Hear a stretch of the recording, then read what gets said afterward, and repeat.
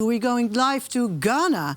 It's a great pleasure to introduce to you Mr. Bram Wits, the Agriculture Councillor. Good morning, Bram. Hi.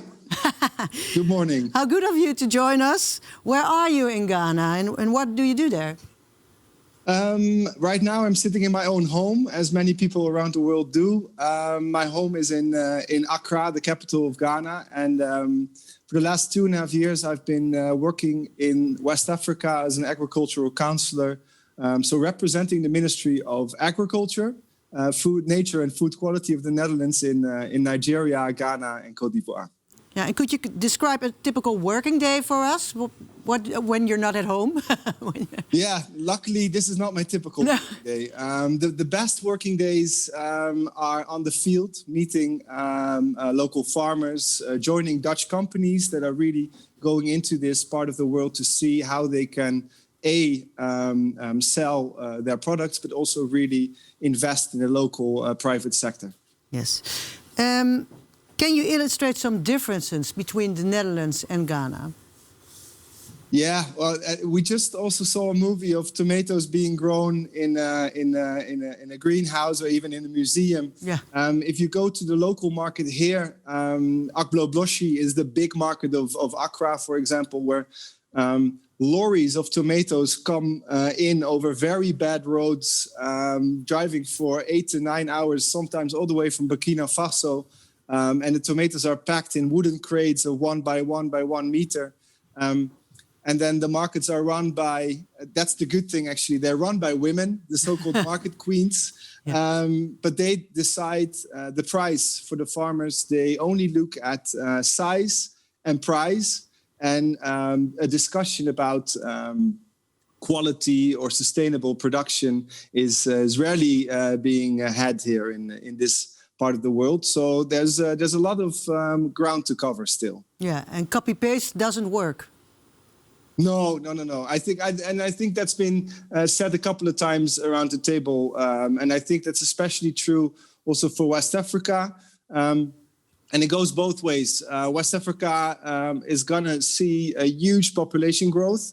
We're going to double in the next couple of decades, with cities becoming huge. Accra will have 20 million inhabitants. Lagos, by the current projections, will have 80 million inhabitants. So we really have to work on a system that has its own view on what kind of crops you want to produce here, what kind of taste we need here. And I think especially on the crops, West Africa can also be a solution to the world, because climate change is real here, but it's also, the climate is already pretty harsh in the tropical lowlands. So it is too wet when it's wet and it's too dry when it's dry. And we have crops like fonio here, for example, that are really grown for millions of years in these environments. So they are really strong and can maybe even become a part of the answer for our world global question that we all face. Yeah. So and what can you do as an agricultural councillor? Yeah, I think what I try to do, and that's what also, so I'm wrecking my brain listening to the conversation, because we all talk about the systems, eh? Yeah. And I fully agree with looking, starting every intervention with that perspective. But at the intervention level, you also have to become very practical.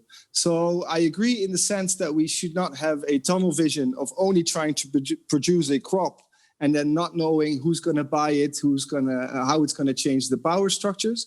At the same time, when you try to improve production, for examples, tomatoes or fonio in West Africa, you also really have to work on the basics, work with farmers, try to integrate the value chain.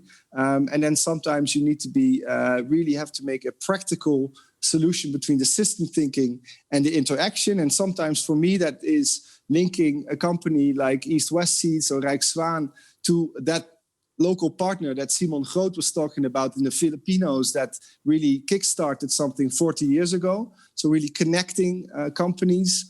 It can be organizing a study to really change the narrative in West Africa.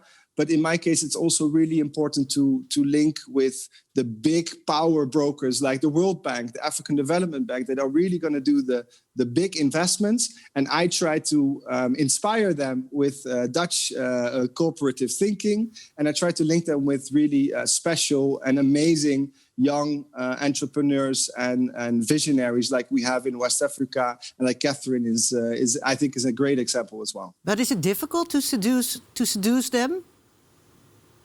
I think everybody is willing and everybody sees the urgency, but everybody's also very much caught up in their day-to-day business. So I think therefore days like this, to step out of it and really hear from each other are very important.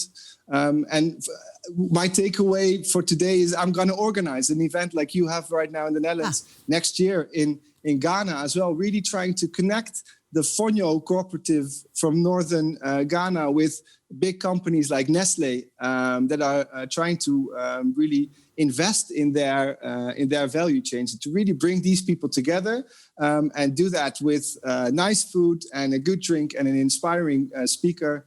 I think really is a kickstart of relationships, and relationships at the end of the day change the world, I think. Yeah. Nice food. I can see you can use some books from the shelf behind you. You have some nice... Yeah. My starting journey in the food system was through food. So we love to cook in my house, and it's really important to also, especially in countries like this, sit down when you go to the farmers, talk to them and understand their perspective, and at the same time keep your eyes on the ball in having a system in 20 or 30 years here, so even beyond the Sustainable Development Goals, that work in West Africa. Okay, well, thank you very much for your contribution. Thank you, Bram Wits. It was great having you. Thanks, bye. Bye.